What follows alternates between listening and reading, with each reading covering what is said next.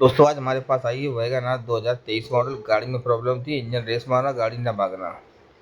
आज इसका हमने खोला है क्लच और गाड़ी चली है 32,000 किलोमीटर।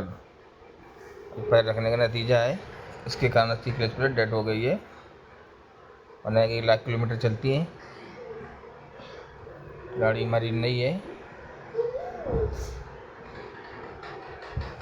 आज हमने मंगाया है मारुति सुजुकी जैनमन। ये 2188 का आया है, 2288 का। ये लुक का लुक जो निकला वही लगा रहे हैं, इसमें लुक का ही लिखता है।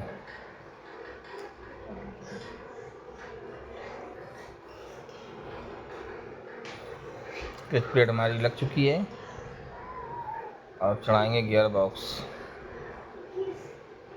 गियर बॉक्स हमारा चढ़ चुका है और करेंगे कंप्लीट फिट एंड फाइनल।